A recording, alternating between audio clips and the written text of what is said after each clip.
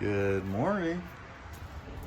Hey, so some people out here, you got a secondary irrigation system, something that comes from an alternate source. It's not your city water,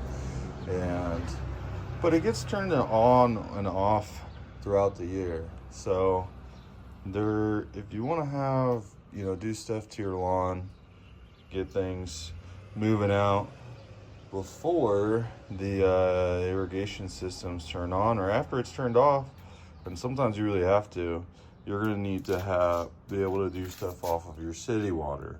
So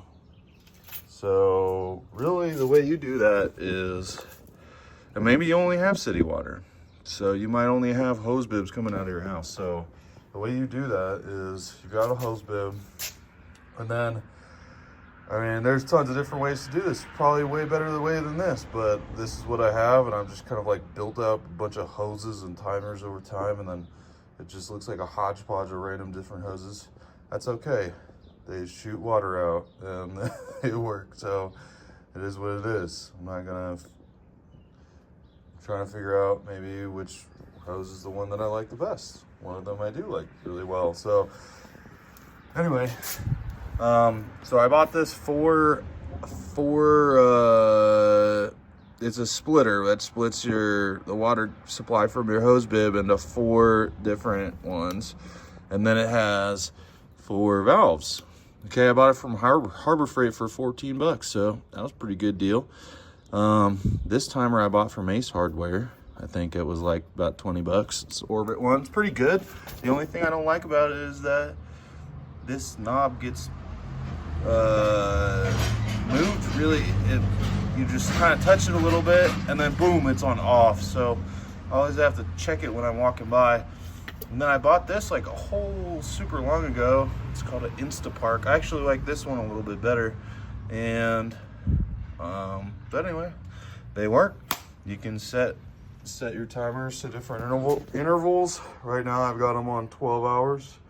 And then this runs at 6 a.m. and p.m. and then this one at 7 a.m. and p.m.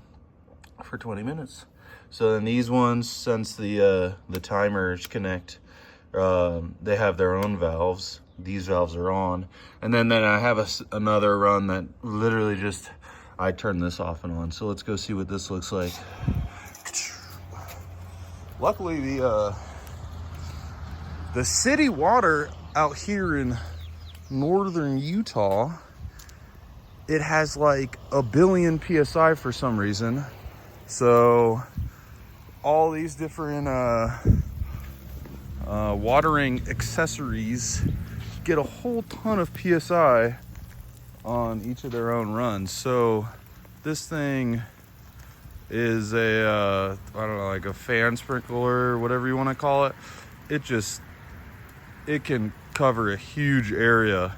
So I recently dethatched and aerated this section and then overseeded it. So that's why I really want to keep water on it, because I overseeded this section. This is like my front yard. Alrighty, let's check out the next section. Boop. Okay, so then this one runs right in front of my truck, in front of my carport. Kaboom, and it keeps going. I can cover these in more detail later, but check this out. You got pop-up sprinkler head here, but you can buy these risers and you can buy these stakes. So right now the hose goes in and then feeds the sprinkler head. It goes in, feeds the sprinkler head here, and then goes out of this hose. Okay. Now this sprinkler head here, you can adjust it to a 360, which is pretty cool. And then you can change, how far the right goes over, etc.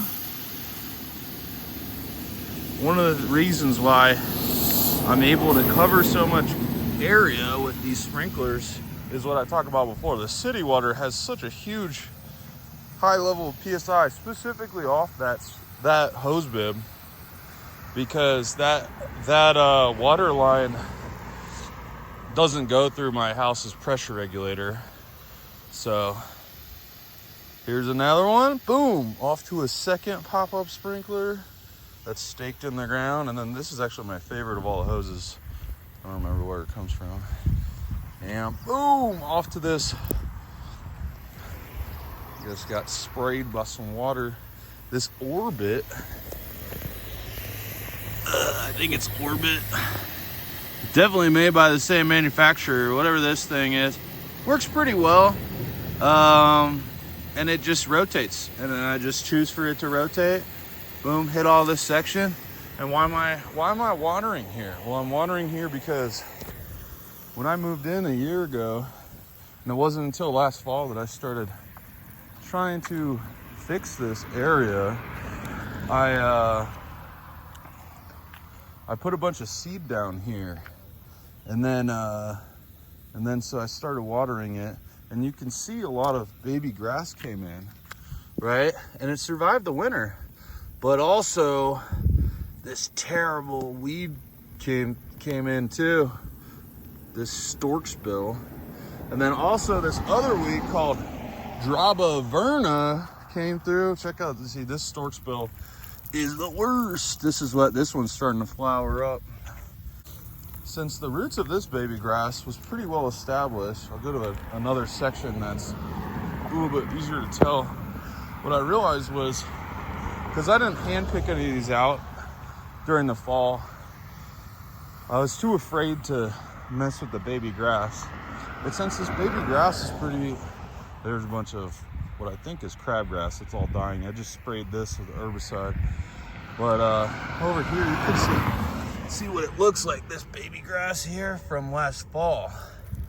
And it got to a little bit less than this height and then just kind of stopped. And what it was doing was it was establishing its roots really thick.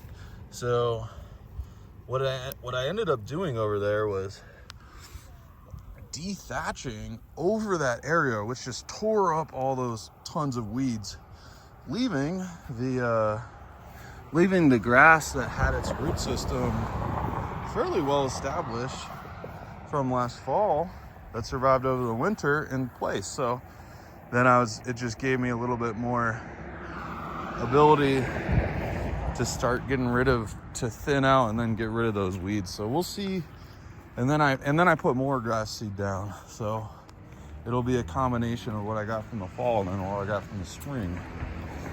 And then this is the other run over here.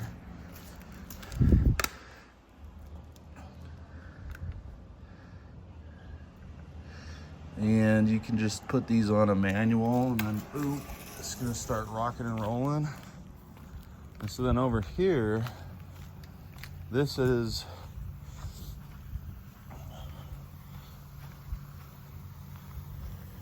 set over here to this half of where the chicken coop used to be. And it hits over here. I used to have two, but then I needed the other sprinkler for the other side. So I just hand water that other section. And this grass, ooh, it's coming through. Oh, look at that. Coming through right there. It's so cute. It looks like kind of like some stubble. It's so thin and it just pops up all over the place. And then you got this right here. This one just right here just sprays along this edge of this line. And the same thing, you've got grass poking out. And the main thing is water. It needs water. And so what's interesting is, at least in my neighborhood, I'm the only person who's doing this. Everybody else is waiting for the secondary irrigation water to come on. And that's cool. When I moved in this house about a year ago, and I really started in the fall, just trying to get this lawn renovated, what I realized is it was gonna be a lot of work, but I could do it over time and just chip away. So that's what I've been doing, and it really has been a fun journey, and that's kind of why I started this channel, because I want to document where all this work that I'm doing to get this this lawn and really a lot of my stuff fixed up, because this house was built in the 60s. And so for a house that's built in the 60s, it's got a lot of nicks and knacks that it's got got to get it fixed up. And so the first one's the lawn. It wasn't too bad, but it needs a lot of work. So that's my non-secondary water sprinkler system. Hey, take care.